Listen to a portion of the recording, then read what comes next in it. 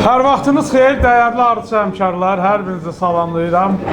Sezonun başlamasına az qalıb, hər kəs qollarını sıvıyıb, işlərə başlayır.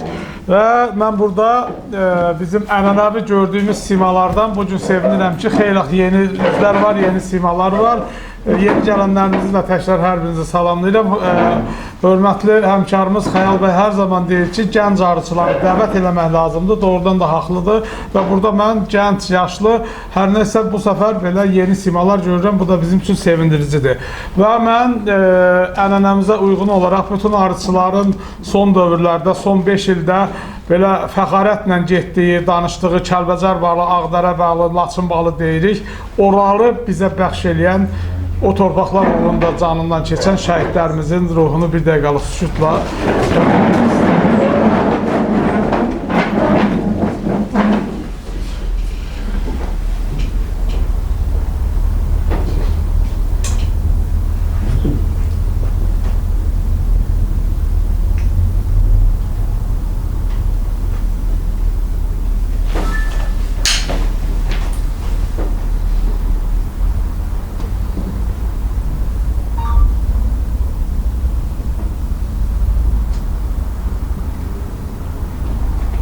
Allah rəhmət etsin. Və 10-cu görüşümüzdür bugün və bu belə deyək, yubiley, yuvarlaq bir görüş günümüzü də məhz Şəmkirdə keçirdirik və ağsaqqal arıçımız Zirəddin müəllim haradadır? Zirəddin müəllimə söz demək üçün. Müəllim gəlin. Zirəddin Mövlayev bizi bir araya yığan ağsaqqalımız, dəyərli həmkarımız. Xoş gördük sizi. Xoş gördük. Və xoş gəldin sözünü də siz deyin. Hamınızı salamlayıram və deyirəm, xoş gəlirsiniz. Mən bir gün əvvəl İlqar müəllimlə söhbət elədim telefonla. Dedim ki, biz arıçıların bir-birimizə daha çox ehtiyacı var. Həmin mənəvi ehtiyacı var. O həmi əqli ehtiyacı var, həmi fiziki ehtiyacı var. Əl-ələ verəndə insan daha güclü olur. Arıçılıq da çox ağır bir peşədir, bilirsiniz. Ağırdır, mürəkkəbdir, çətindir, çoxlu bilik tələb eləyir, çoxlu enerji tələb eləyir, çoxlu problemlər qarşısında qalırıq. Ölkəmizin ekologiyasında, təbiət sərvətlərində bir kasatçılıq var, bir yarımçıqlıq var. Çoxlu problemlər o qədər çoxdur ki, bunları tək-təklikdə, ağırlıqda bəlkə də çözmək mümkün olmur. Amma bir yerdə olanda, məsləhətlə toplaşanda, mən elə bilirəm ki, daha güclüyük, daha yaxşıyıq. Artıq bu 10-cu bizim konferansımızdır. Çox şükürlər olsun ki, bu var. Bugün belə toplaşmışıq. Amma hələ yenə də yetərli deyil. Çox adamlar kənarda qalırlar, çox arıçılarımız yeniliklərdən, bilgilərdən, təcrübə mübadiləsindən, öyrənməkdən kənarda qalır. İstəyərəm ki, daha çox, daha geniş, daha sıx birləşək. Mən konferansın işində sizə uğurlar arzulayıram. Yəqin ki, bizim sezonumuz gəlir, mart ayı artıq qarşıdadır, arıçıların ağır işi başlayır. O ağır işdə də uğurlar, müvəffəqiyyətlər arzulayıram. Allah hər bir kəsin işini uğurlu eləsin. Bu il, 26-cı il arıçılar ili olsun, bərəkət ili olsun, bolluq ili olsun, arı xəstəliklərinə, arı itkilərinə son verə bilək. Uğurlar arzulayıram hamınıza. Çox sağ olun. Və bizim burada bugün çıxışımız gündəliyində elan edəcəm və bir nəfərimizdə də burada xoş gəldin eləyək. Azərbaycan Arıçılar Assosiasiyasının mətbuat katibi hörmətli Elvin Bayramlı buradadır və ona da söz verəcəm və konferans adından bəri başlar ona da xoş gəldinimizi eləyək. İlk sözü mən Mübariz Cəfərova verəcəm. Zəif arı ailələrinin gücləndirilməsi barədə bizə öz dəyərli təşriflərini, çıxışlarını eləsin, buyursun. Axşamınız xeyir, yoldaşlar, arıcı qardaşlar. Deməli, hamımız razı olarsınız. 2025-ci il böyük bizim arıçılıqda problemlər yaşatdı. Hər birimizdə problemlər oldu. Xəstəliklər, itkilər, pətəklərdən qaçışlar. Bunların hamısı bizə böyük problemlər yaşatdı. Biraz yeni bir metod haqqında tanışmaq istərdim. Deməli,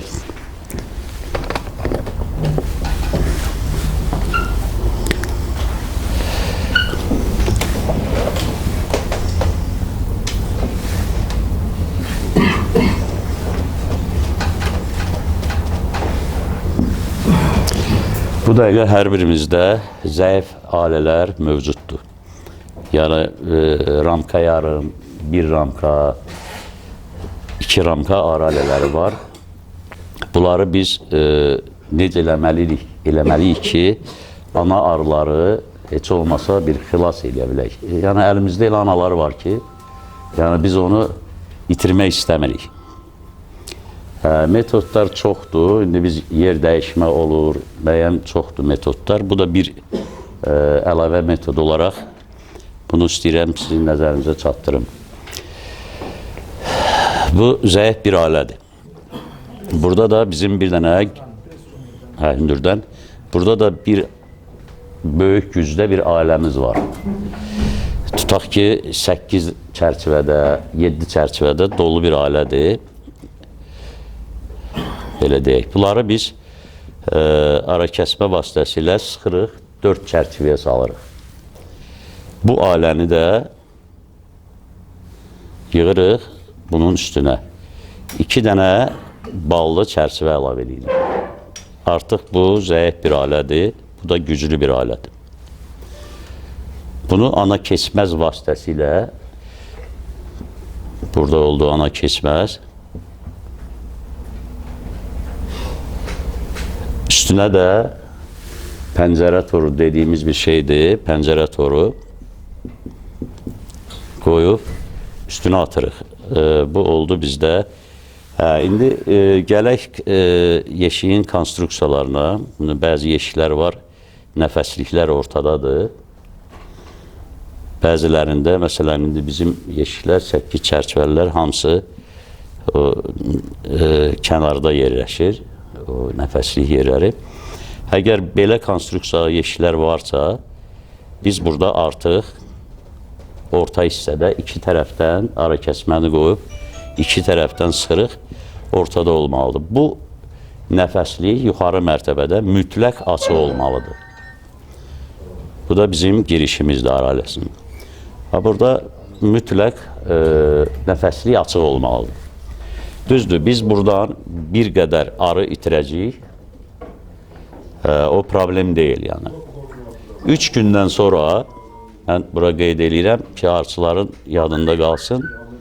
3 gündən sonra pətəyin arxa hissəsindən bir spişka korobkası boyda biz açıq yer düzəldirik ki, arı aləsi alt mərtəbədən yuxarıya tədricən yavaş-yavaş çıxmağa başlayacaq. Deməli, burada pətək, əstağfurullah, burada pəncərə torudur, bir də ana keçməzdir. Ana keçməz qalır, biz setkadan qatlayırıq. Deməli, 3 gün sonra. Üstündən keçir 2 həftə, bax, bu toru biz təmiz götürə bilirik. Artıq ana keçməzdən ailə 2 analı sistemə keçir. Kim istəyər 2 analı sistemlə saxlaya bilər ailəni. Kim də istəmir, bu ailə çox sürətli güclənəcək, yuxarı mərtəbədə olan. Buyurun. İzahatınızı belə burada təqdim edək ki, oradan baxıram görmürlər. Hə, görmürlər. Burada durun təqdim edin. Belə görməyəcəklər, yəni görürlərmi yoxsa? Hə, bu hissədən biz artıq yer açandan sonra ailə tədricən yuxarı çıxacaq. 2 həftədən sonra Bu pəncərə toru tamamilə götürülür. Tamamilə götürülür. Ailə iki analı sistemdə başlayır işləməyə. Bu ailə o qədər sürətli güclənir. Artıq biz ananı da saxlaya bilirik. Ailə də qalır yerində. Əgər iki analı sistemlə kimsə işləyə bilirsə, yəni kimsə bilirsə bunu, belə davam eləyə bilər. Kim bilmirsə, bu ailəni götürüb təzədən bir ailə kimi kənarda yarada bilər. Amma bir şey var ki, tarlası arı itirməməyə görə müəyyən bir uzaqlığa, təxminən bir 5-10 kilometr aralı aparıb, sonra 10 gündən sonra, yaddaş itəndən sonra qaytarıb arxanaya gətirə bilər. Bu sistemdə, yəni bax, biz bu 2 ramkalıq, 1 ramkalıq ailələri biz xilas eləmiş oluruq. Burada bir dənə nüans var, bunu deyim, hər kəsin nəzərində olsun. Bax, burada azacıq da olsa mütləq rastlot olmalıdır. Yəni, olmasa bu ananın ölümünə gətirib çıxarda bilər. Burada ən azı, indi arxanlarda var da, belə bir rastlotlarımız var. Buradan çıxış olur, başlayır ailə avtonom yaşamağa. İndi suallarınız varsa...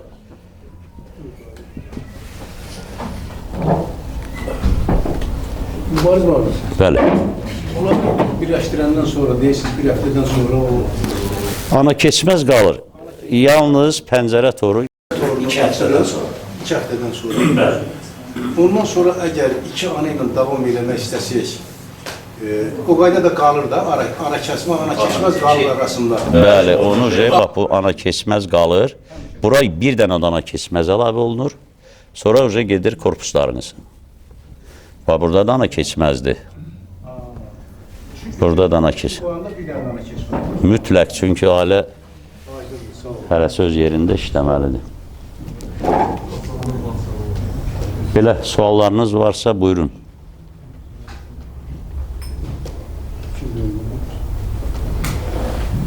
Onları saxlamaq üçün.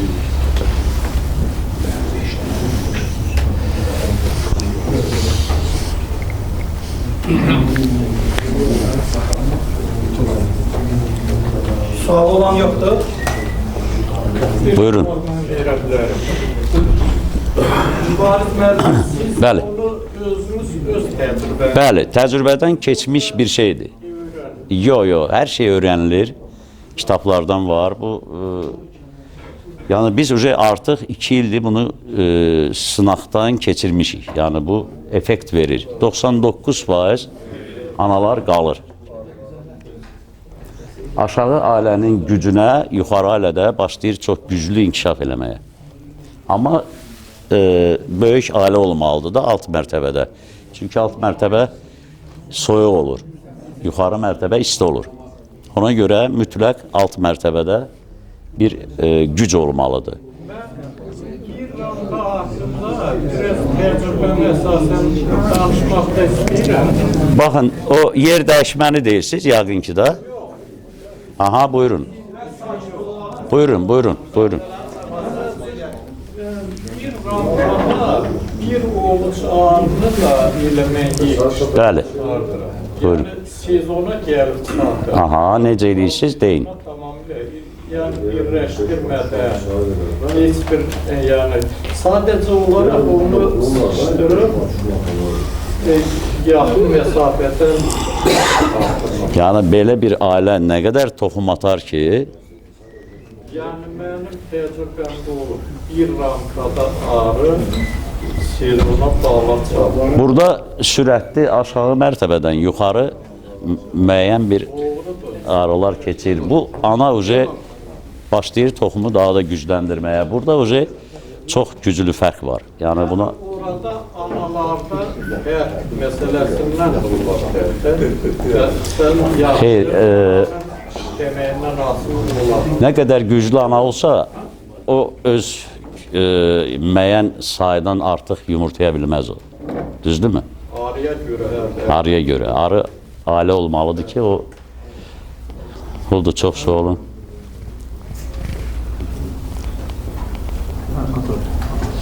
Qaranlıq bir şey qalmadı burada. Yəni ki, hamı bildi. Bəli. sistemlər faiza gedəndə qışlamaya necə yol sonuçlanır? Kanalı sistemin ümumiyyətlə sentyabr ayında ananın birini bilirsiniz də götürürlər bunlar aradan. Məhsul TV qutarır, payıza mütləq ananın birini ara ailəsi götürür, birini saxlayır. Onun qarşısını almaq üçün izolyatorda ancaq iki yerə bölüb saxlamaq olar. Yaxud ana bankında siz dedik. Yəni elə də olar, amma ən əsas özünü doğruldan ana daşınma kletkalarımızdır. Çünki ailə girməməlidir də, onun içinə giriş olmamalıdır. Belə də saxlamaq olar. Oldu. Bəli, buyurun. Kütləvi arxalanlar məhv olubda, adam var ki, əllərində 30%, 25% arı qalır. Yəni onu bir metodla həm artırıb bərpa eləmək, həm məhsul. Bu şeydən, yəni bu doğruldur da. İki ailəni, məsələn, belə deyək, gəlin bir şey də deyim, kanalı sistemə aid. Məsələn, 2 dənə 3 çərçivəlik, 4 çərçivəlik belə durumda, yəni ki, görünər də hamı. 2 dənə 3-4 çərçivəlik ara ailəsi var da. Burada da belə deyək 4 dənə. Sadəcə biz bunları ikisini də keçirə bilərik bura. Ana keçməzdən. İndi ayna toru, belə pəncərə toru deyirik də. O bir gün durur cəmi. Amma aktiv vaxt olmalıdır ki, buradan tarlaçarlar qayıtsın. Yəni buradakı bir ailələrə dağılacaq. Əsas burada onda bir zaman keçməlidir ki, bu cavan arılar yəni çıxsın ondan sonra. Burada kanal sistemlə artıra bilərsiniz onu. Onda daha yaxşı inkişaf gedir. Yoxlamaq lazımdır bunu.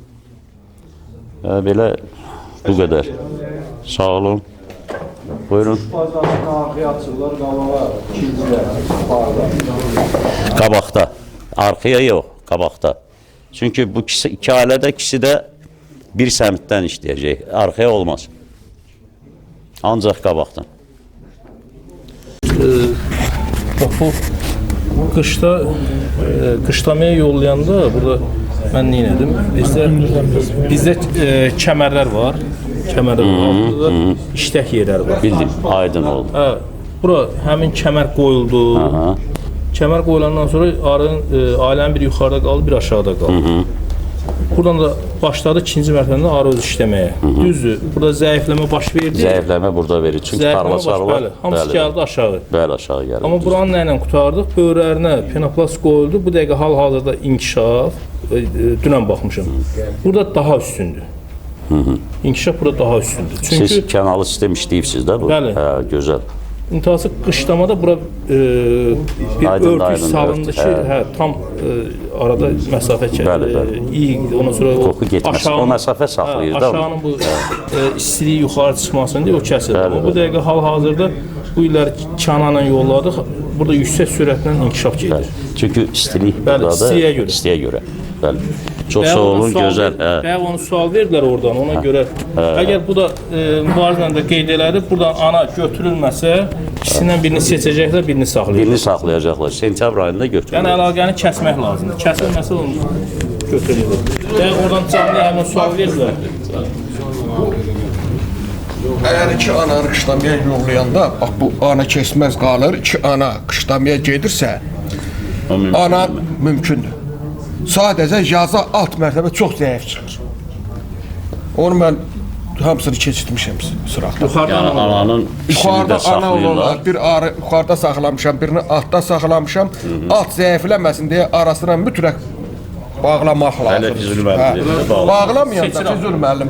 Qalxırlar bütün yuxarı alt mərtəbə zəif. Yox, ananı da seçiblər, mən də saxlayım. Ananı seçib öldürürlər. Seçib öldürürlər. Məndə öldürmə olmadı, amma arının əhsəri yaza alt bağlamadı. Bağlamadı. Mufulu ananı öldürmədilər, alt möhkəm zəiflədi. Olar. Təşəkkürlər, sağ olun.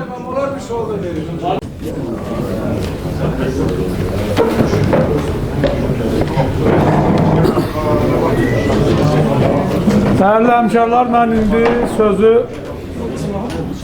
Yuva şirkətinin rəhbəri hörmətli Qəzənfər müəllimə vermək istəyirəm. Axşamınız xeyir olsun. Bir də hamınızı salamlayıram.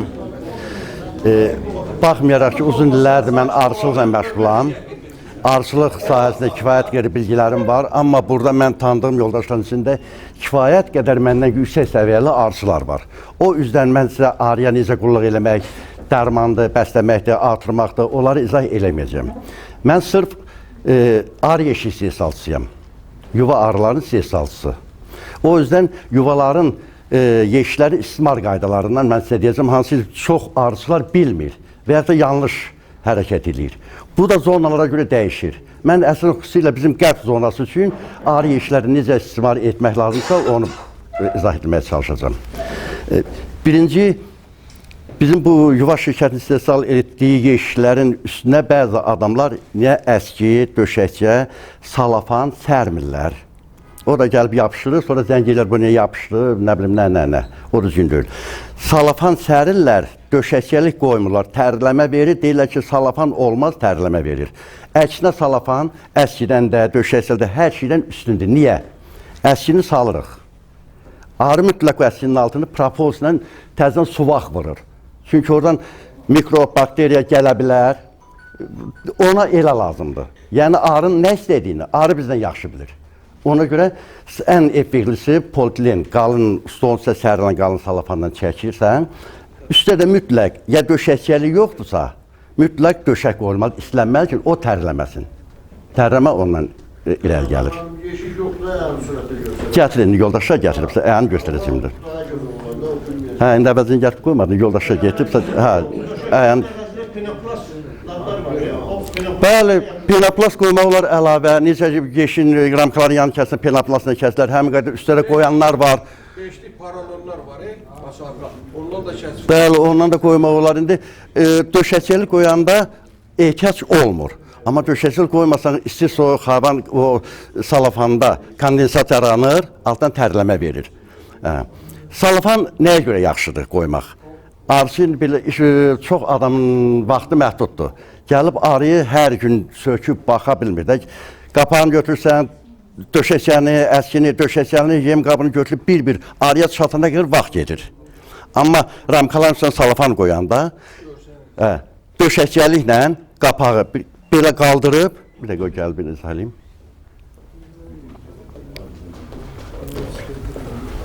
Yine zəhmət olsun qurban.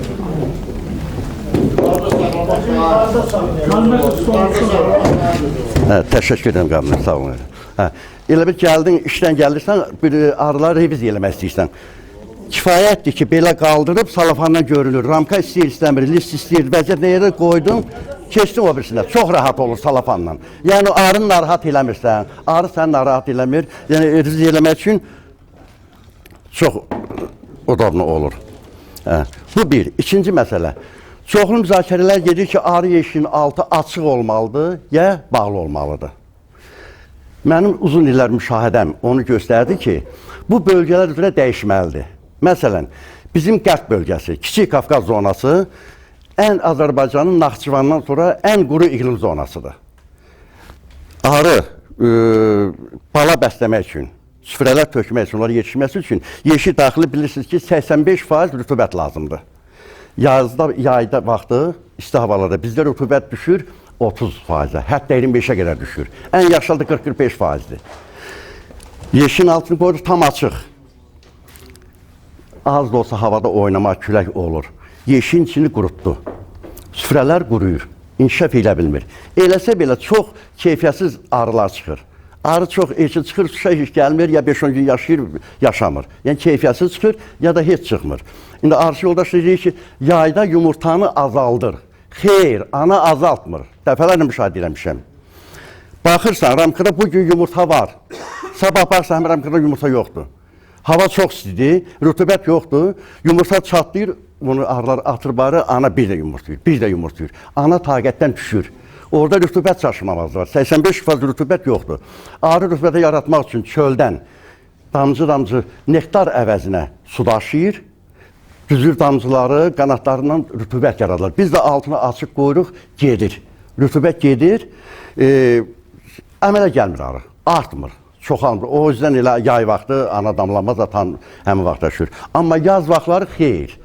Yaz vaxtları rütubət, havada rütubət olur, ona bəsilir onun rütubəti, yəni açıq da qoymaq olur. Mən Biləsuvarı Hikmət müəllim hamısı tanıyırsınız da, şükür Allah. Onunla müzakirə elədim məsələ. Deyir, bizdə ana yumurta çatlama yoxdur. Başqa arslarını müzakirə eləmişəm də. Yəni, Biləsuvarda yeraltı sular üzdədir. Havada rütubət çoxdur. Kürdəmir Hacıqabul dediyimiz yerdə ən isti yer olmağına baxmayaraq, orada rütubət çoxdur. Ən rütubətsiz bizim Kiçik Qafqazdır. Orada yumurtalar çatlayır bizdə. Ona görə hər zonanın özünə görə araya havalama rütubət lazımdır. Sonra nəyə gələk? O yüzden biz bizim pastoral yeşillərə yeni altlıq təzə sifariş vermişik. Ayın axırına qədər sesinalı başlayacaq. Plastik altlıq çiçək tozu yığan. Niyə? Xaricdən kifayət qədər gəlir, münasib qiymətə də gəlir, çox baha deyil. Amma bizim standartlara uyğun deyil. Kimi ona protez düzəldir, qaldırır, ondan sonra ya da altını bəlkə də sən gərək çıxmaya. Amma indi sesal edəcəyimiz yeşilər ki var. O korpus oturur, istəyirsən, lüvot çıxartqıraq o korpusu yerində işləyinirsən, yaxud altına sərf edirsə, altına şuruplarını vurur, yerində dursun. Onu sifariş verəndə, o bizim standartlara uyğun. Sifariş verəndə bildiyimiz, hal-hazırda istifadə elədiyimiz altıqlar ki var, çiçək toz yığmaqda çoxlu problemlər yaranır. Mən çox arzulardan xəbər aldım, niyə yığmır, niyə az yığır, niyə narazılıq çoxdur. Bu arzularımızdan o zaten xüsusilə Füzuli müəllim hardadır. Ondan dəstək gördüm. Yəni, onun təcrübəsi daha çox çiçək yığmaqda. Ona bir çox tövsiyələr verdi. O niyə bizim plastik altıqlar çiçək tozunu yığmır və yaxud zəif yığır. İndi icazənizlə bir balaca burada göstərərdim.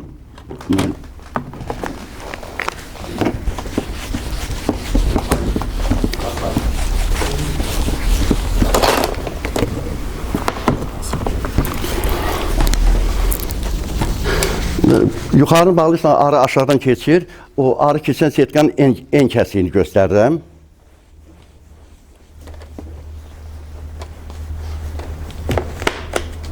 Belə deyək də, arı gəlir buradan keçir, çıxır. Füzuli müəllim, xahiş edirəm bir də onu siz yaxşı izah edirsiniz. Nəyə görə yığmır? Bu, əsas bu sizin ideyadır, bilirsiniz? Necə veririm, mən arı yeşil ustasıyım, gəlmə orada. Ulan, Necə? arı yeşiyinin ustası nə? Bəli. Ular mı gəlmə orada? Yox, bu ideyanı mən Füzuli müəllim verib. Bu, niyə yığmır? Təbii ki, mən bütün arzularını dinləyəcəm. İndi Füzuli müəllim eləsin, arı gəlir Füzuli, niyə burada çıxa bilmir, nədir? Və yaxud bir də qabaqda o şpirislə o məsələlərini izah elə, arzular bilir, niyə yığmır? Problemimiz hardadır bizim? Bu çiçək tozu yığan atdıqlarda deməli arı Arı elə buradan gəldi, çıxır da buradan belə. hə, böğürsün çəkisi onu. Baxın, bax bu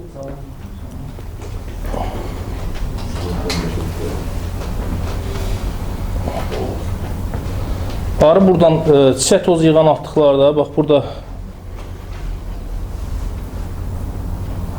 burada belə böğürdə 2 dənə erkək arılar girib çıxmaq üçün burada bir dairəvi deşiklər qoyublar və İki yana. çıxış üçün burada dairəvi deşiklər qoyulubdur. Burada Qabil müəllim, problem- o altıq var idi, qara altıq. Zəhmət olmasa, xahiş edirəm onu da problem bilin. nədir? Əksər arıçılar burada bunu açıq qoyur. Bura bir dənə 2 qram yarımlıq 2 dənə şpirisin uzu kəsilir. Kəsiləndən sonra bura taxılır, o şpiris belə aralı boru kimi durur. Buradan erkək arılar çıxır və işçi arılar gəlir bu kənarda olduğu üçün məcburən giriş-çıxış bacarasından girir içəri. Məcburi girir. Buradan böyürdən geniş yer yoxdur deyə məcburən buradan girir içəri və girir içəri. Buradan çıxanda burada da bir problem yaranır. Burada burası sığalıdır. Ukrayna istehsalı olan və digər istehsal olan yenişiyin qarşısına qoyulan çiçək tozu yığanlarda fikir verirsinizsə də arxasında arı başını salıb, ayağıyla tutub içəri çeşməyə daxmağa yer var. Amma bu sığalı şumaldır. Bunun çatışmamazlığı budur. Arı oradan keçməkdən ötəri ayağı da öz bədəni keçir. Amma ayağında çiçək tozu varsa da onu salıb keçmək üçün bir nəsə dartıb keçir. Çəkib çıxmalıdır özünü, Qarşısını çəkməlidir. almaq üçün mən atların üzünü quru şulkalar ki var, onunla cızmışam ki, arı harasa tutub özünü dartıb keçməyə bir tutacağı olsun.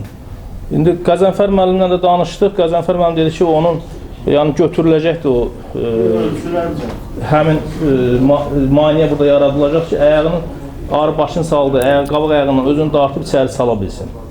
Bax, əsas problemdə çiçək tozu yığılanda yaradan o idi, orada probka yaranır. Arı içəri cəhd keçə bilsə, probka aradan götürülür. Yox, cəhd keçəmədə altda yığılır, tıxanaq yaranır. Bir də bu çiçək tozu yığan atdıqların altında deyək, bu setkadan çiçək tozu töküldü. Çiçək tozu töküləndə burada bu yarıqlar gərək normal ölçüdə olsun ki, tökülən çiçək tozu burada yığılıb qalmasın. Bax, o da bir problem yaradır. Onu da nəzərə almaq lazımdır. Ondan sonra bu kənarlarda deyək ki, yenişin bu kənarlarında burada istehsalçılar belə yerlər qoyublar. Hardasa da bir 7 sandı. Bu da problem yaradır. Nədir? Tökülən gənədir.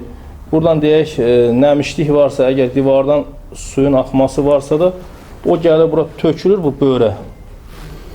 Burada yəni nəmişlik yaranır. Amma bura boy açıq olanda, setk olanda, həm tökülən gənədir, həmin nəmişlik də hamısı birbaşa çölə tökülür. Buyurun. Çox sağ olun Füzuli müəllim. Yenə təşəkkür edirəm Füzuli müəllim. Yəni bu yeni altdığın istehsalına başlamaq üçün bir çox... Siz o çiçək tozu yığanı artıq qəlibdə hazırlayırsınız, yoxsa hərəm hazırlama? Onun sifarişini vermişik. Çünki nə bilirəm, son şirkətini orijinal çiçək tozu yığan setkası var. Yəni ki, hazırlamıyorsunuzsa, nümunə kimi onun bir dənəsini verə bilərəm. İndi yaxşı olar. Yəni sifariş vermişik, gəlib tamojniya çatıb. Bu ayın axırına qədər istehsalına başlayacaq. Bunu onlar bir qara belə adxod məsələdən nümunə göndər. Yəni bizim qəlibi test edib göndərdikləri nümunədir. Biz onun razılığını verəndən sonra bunlar qəlibi bizə göndərdilər. Mən qəlibi demirəm, çiçək tozu yığan setkadan, qurğudan söhbət. İndi çiçək tozu yığan bu həmin şeydir. Bu çiçək tozundan. Baxın. Burada biz nə əlavə elədik? Birinci qırağında kağın korpus rahat otsun.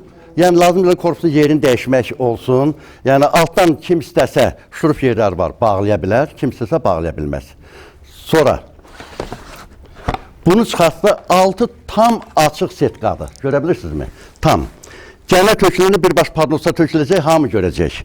O arzular ki, deyir ki, bu altı tam açıq olmalıdır. Buyurun, tam açıqdır. Kim ki deyir, bağlı olmalıdır. Padnosun yerinə qoy, bağlıdır. Problem deyil. 4.5. Yəni biz o müxtəlif arıların ölçüsünə görə hər cins arının özünün ölçüləri var da, müxtəlif ölçülərdə olurlar. Elə bir ki, salat nəysə. Böyük də var, balacası da var. Bəzi arılar böyükdür, keçə bilir, bəziləri balacadır, çiçək tozuna bir yerdə keçir. Biz orta ölçünü götürmüşük. Hər arısı üçün, hər arı irqi üçün ayrı biz setka eləyəsi deyilik. Ona görə orta ölçünü götürdük ki, hamısına yarasın. Birində ola bilsin, birazca çiçək toz keçirsin, birində tamamilə keçməsin.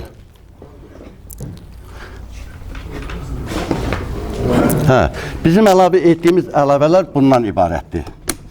Bu ağızlıqlar hələ ki bunun qəlibi gəlmir. Bu Nemət müəllimin ağızlıqlarından istifadə edirik, gətirdiyi ağızlıqlardan istifadə edirik. Yəni yox, padnos bir dənədir. Bilirsiniz niyə? İndi bəzi böyük padnosdur bir dənədir. Havalanma yeri də var qıraqlarında, altında su yığışarsa axmağa da yer var. Bilirsiniz Füzuli müəllim, söhbət nədən gedir? Arıçıların ümumi fikrini bilmək lazımdır. Arıçılar o qədər də varlı insanlar deyil. Orta təbəqə insanlarıdır. Baha olmanı istəmir. İnanırım siz bir dənə bunun padnosuna əlavə gəlib 12.000 manat pul eləyir. Onu da mən bunun üstə gəlməliyəm. Bilirsən, o yəni onsuz da keçinmək olur. Bilirəm də. Olsa, ziyanı yoxdur. Amma onsuz da keçinmək olursa, mən ona görə əlavə 2 manat hər bunun üstə qiymət gətirmək istəmirəm. Arıçılar üçün əl çatan olsun deyə. Sonra yenə dediyim kimi, bizim yenilərimiz altın tam açıq olmasıdır. öz standart, yeşil standartlarına uyğun olmalıdır. İstənilən taxta yeşil korpusunda bunun üstə qoymaq olacaq yenə. Taxta yeşilləri qoy, fərq yox. Bütün yeşilləri 10 ramkalıq, bütün yeşilləri yararlıdır. Ayrıca qiyməti nə olur? Onu hər halda indi aldığımız artıqlar ki var, ondan baha olmayacaq, onu deyə bilərəm. Bu ayın axırı qiymət tam istehsal başında məlum olacaq. Yəni, bu, yenə deyirəm, bunu istehsalçılar göndərib, bizim gəliblə. Material o deyil. Bunun materialı tam rəngli, nə boz, nə qara olmayacaq. Tam rəngli xam maddədən düzəldəcəyik. Yəni, adxod deyək də, bu yığılma, ikinci emal olunmuşlar ucuz başa gəlir, xam maddə baha başa gəlir. Amma biz bütün hallarda, bu yeyinti məhsulları üçündür, bütün hallarda xam maddədən istifadə edilir, rəngli olacaq. Müxtəlif rənglərdə. Yəni, ən azı padnosun rəngi bir başqa olmalıdır, açıq sarı və yaxud ağ olmalıdır ki, genə düşəndə görünsün. Burası bir başqa rəng olmalıdır. Bu qədər.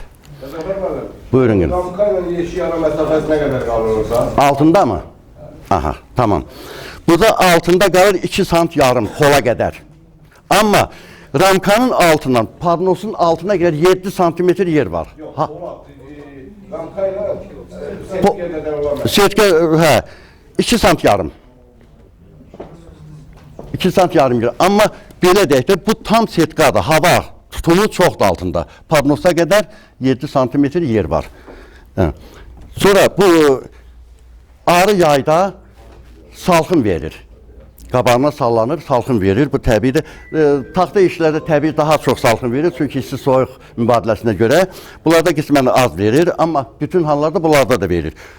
Ana əgər damlanıbsa, yumurta qoyulmayıbsa, yumurtası yoxsa, anan damlayıb köçürmüsən bala. Düzdür? Padnos sahəsini tam çıxarırsan padnosu. Altı tam açıq qalmalıdır. Niyə? Arı balı hasat tez quruda bilsin, rütubət az olsun, havalaması olur, tez quruda bilsin, bir də isti havalarda qabağında salxım yaranmasın. O vaxtlar tam açıq qoymaq lazımdır. Qaldı ki, hər arısının öz arıya baxma üslubu var, bu standart deyil, zona, dağ, aran, nə bilim, müxtəlif yerlərdə. Hər arısının özün metodu var.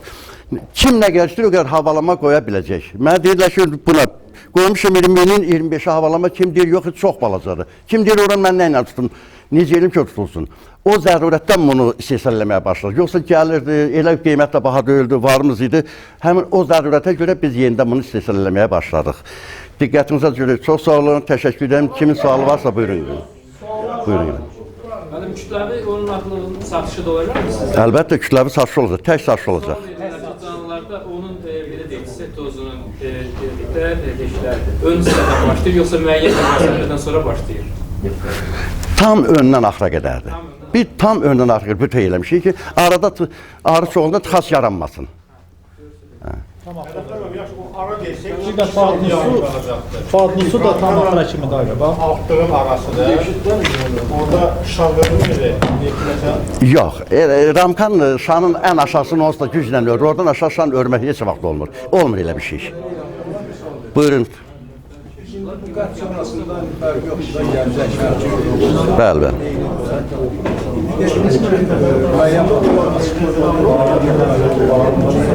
Sadində ana ağaclar yumurta qoyulur. Aha. Bu ayında, Mart ayında, Aprel ayında, məndə məsələn, bu altının nə qədər açıq qoymalı, qapalı qoymalı. Tamam. Aydın, gözəl sualdır. Bir arısı kimi uzun illərin təcrübəsi belə deyək. Bunu qoymuşam altdan 20-25'e setka. Hər bunun istifadə edən yoldaşlar, istər taxtanın fərqi yoxdur. Hamız bilirsin ki, orta deşiyin üstündə olan ramkaların altını propolislə bağlamağa məcbur olur arı, bağlayır. Oradan havalanmanı arı istəmir. Biz deməklə deyək ki, yox, havalansın, xəstə olmuş, xəstəlik başqa üsulları var. Arı nə istəyir, bizdən yaxşı bilir, biz onu bilə bilir. O niyə bağlayır? O istəmir. Mənim fikrimcə, təbiətdə heç vaxt arı yuvasının iki dənə deşik bir altdan bir üstdən olmayıb. Alt bağlı olub. İstər duplada, istər qayalıqda, istər torpağın altda. Biz sosial şəbəkələrdən görürük, tropik ölkələrdə ağacın başında arı pətək sağlayır, ələ heç bir problem yoxdur. Orada rütubət həddindən çox, artıq çoxdur, iqlim tam uyğundur. Onların bizə dəxli yoxdur. Arı yeşki bağlı olmalıdır. Ancaq bal yığan vaxtda, hətta köhnə Rus ədəbiyyatlarında, Qabil mənim çox oxuduğunda həmişə mədiyib, ona görə mən deyirəm, məndən çox güclü arılar var, arıçılar var. Hətta korpusu götürüb, Elə qoyurlar güclü kər vaxtı ki, havalanma yaxşı olsun. Bizdə tam bağlamaq olmaz. Onu da açıq qoymaq olar. Altında mas qoy, bal da tez qurusun, səhərə qədər vızıldayıb barı, səs-küy eləyib, bal qurudur da, səhərə qədər işləyir. Qoy biraz az işləsin də, ömrü az yesin də. Ancaq bal vaxtı altını tam açıq qoymalı. Qalan vaxtlar mənim fikrimcə arının altı bağlı olmalıdır. Yenə deyirəm, zonalardan zonaya fərq var. Mən bu söhbəti Qərb arısı üçün, Kiçik Qafqaz arısı üçün deyirəm. Mən bunu Böyük Qafqaz üçün, nə bilim, Aran rayonlarında quru suları üzdə olan yer üçün deyə bilmərəm. Bizdə quru sular çox dərindədir, çox quru iqlim şəraitdir, onu nəzərə almanızı xahiş edirəm. Buyurun, buyurun. Çox sağ olun. Bu altı rankalı bölmə yeşiklərinin istəsələriniz var. Bəli. Mərtəbəsi haqqında. Hə, indi bir daha baxın, yoldaşlar da yəni mənim fikrimi daşındı. Mən onun kütləviliyindən ehtiyat edirəm. Onu niyə istehsal eləmirəm? Bir, onu külək yıxmağından, bu qədər yeni var da, üstədə bir külək vurub yıxmağından, bu da bir anti-reklam da özü bilirsiniz, nətər olur. Bir də ki, kütləvi getməməklə ehtiyat elədiyim üçün o gəlib bahadır, çox bahadır. Yəni, hər arısının istəyini yerinə yetirə bilmirəm. Ona görə indi burada da yeni arısılar təşkil edək, bu lazımdır, gedəcək kütləvi. Qərara aldım ki, sezon başlayana qədər onu istehsalına başlayayım. Buyurun, buyurun. Buyurun, gəlin. Deməli, bu il biz sizin o altı çərçivəlik bölmə yeşiklərindən aldıq mən sizdən. Özüm gəlməmişdim, başqa gəlməmişdim sizdən. Sadəcə bir problem oldu. Biz bütün pətəklərin üzərinə meşoklar qoyuruq. Həmin o pətəyin üzərinə də qoyduq. Deməli, payızın o ilk yağışlarından sonra künclərdə olan dəmir hissə paslanmağa başladı. Deməli, meşoka yağış az da olsa nə qədər düşür, pas verdi içəri və o paslandı. Mən indi onların bir-bir hamısını söküb yerinə nazik bu aboyların küncünə vurulan plastikdən künclük vurmalıyam. Mən düşünürəm ki, siz bu məhsulları satanda bir kağız olmalıdır. Orada kağızda yazılmalıdır ki, bu deyək ki, üzərinə salafan olsa yaxşıdır, o nəmişliyi olur, dəmir var falan. Yəni, mən ilk dəfə idi sizdən pətək alırdım, o nöqsan oldu, mən işimi biraz qəlizləşdirdi, yəni bir əlavə iş çıxartdı. Biz arıçıların da vaxt məsələsi problemdir. Yəni, özdəki o işlər hamısı yaz vaxtı yadımıza düşür, yazda da işlər çox olur. O yüzden belə bu çıxışınızı belə bir belə deyim, kiçik kitabça halına salıb, məhsullarda sizdə məhsul çeşidi azdır. Bunu satanda ən azı hər arıçıya göndərmək üçün. Digər arıçılarda da oldu, dəmir hissənin paslanması.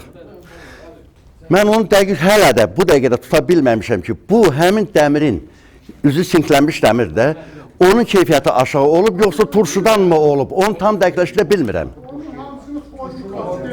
Başqa iş nələrdir? Eləmi? Bəli, onu indi fikirləşmək lazımdır ki, ancaq qoysun açıq yox. Bu dəvrə düşən də qaynayır. Başa düşürsünüz, başa düşürsünüz. Hə. Yəni, bu da son illər vurulmağa başladı, həm format. Əvvəllər elə bir problem olmurdu. Hə. Bu il qaynaqlandı ki, onlar pas verdi. Hə. Yox. Yox. Üzü sinkləşmiş dəmirdir bu. Bu nəmişə dözümlüdür. Sadəcə onu, ya üzün sinkini dedim ola bilsin, zəif, mən axırı analiz edə bilmirəm, sink nə qalındadır üzündə.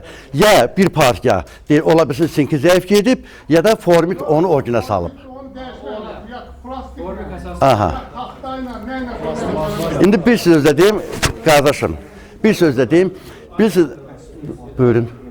5 il mən işlədirəm, bir dənə paslanma oluyor. Aha. İstifadə edən, çünki istifadə edəyim, hansı işlərdə onlarda onu deyən turşudur. Başa düşdüm, başa düşdüm. Yəni bu məlumata görə bir daha təşəkkür edirəm. Buyurun gəlin. Çox sağ olun, təşəkkür edirəm ağam. Mən əvvəllər almışdım 2 yeşik təcrübə üçün. Onu töyük diddi dağılmışdı. Bəli. Aha. Yəni ondan sonra dayandırdım bunu, penoplas yeşiklərdən istifadə, ənənəvi sulla istifadə. Yəni indi artıq bu təhkimləşibdir, töyük bunları ditmir ki, bax onun var. Bu penopastrol yeşiklərin ən ağrılı yeridir. Toyuq yedi, qaz yedi, hinişka yedi, dağıtdı. Bəli, bu təchizdə olmayıb. Belə də bunun istehsalına başlayandan mən də özümdə təbii ki, bu işlə baxıram. Məndə bu bir dəfə baş verdi. Məndə də toyuqlar içində olur, bir dəfə baş verdi. Təbii ki, həmin anda o toyuğu tutum göndərdim mətbəxə, onunla qutardı. Onun səbəbi nədir? Bir tərəfdən arşılar deyir ki, bu orqanik bunda yeşilmək mümkün deyil, bu yəni süni bir şeydir, süni şeydir, toyuq ne yeyir? Toyuq yiyirsə demək harada saxlamaq olar. O toyuq yemək məsləhətdir, belə də bu toyuğun ya azdır, ya nəysə çatmır. Evin küncündə, mişar daşın küncündə yemək şahid olarsınız da, toyuqlar didib bu qədər çökəldir. Daşın yanında bu neynəsin? Bu da baxır, daşa oxşur, yumuşaq yer basmır. Görür, bu daimi deyil, yəni kütləvi deyil, amma rast gəlinəndir. Təhsildə olmuyor, bu rast gəlinəndir. Ona görə toyuqlardan bir izolyasiya eləmək lazımdır. Ya da toyuğun yemini bol eləmək, bilmirəm. Bax, bunun, bax, xüsusilə, bunun sessalına başlamağın ən böyük səbəbi də o toyuq üçün altdan başlayır yeməyə. Əsas bax, bunun sessalın səbəbində biri də olur ki, toyuq başlayır deməyə. Yəni, buyurun.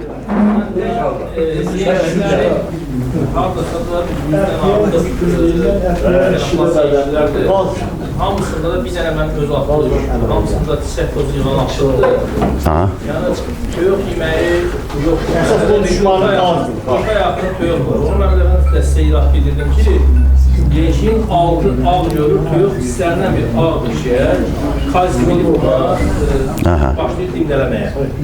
Kalsiyum kimi əvvəl. Bəli, bəli. Daş bilir. Əgər bu yeşiklərdə ağaran yeri varsa da, raskası gelmiş varsa da, ona emulsiya, hazır emulsiya. Vursan dərhal 10 dəqiqə qoyur. Ayrı məsələ. Və ya yoldaşlar sual verirdi.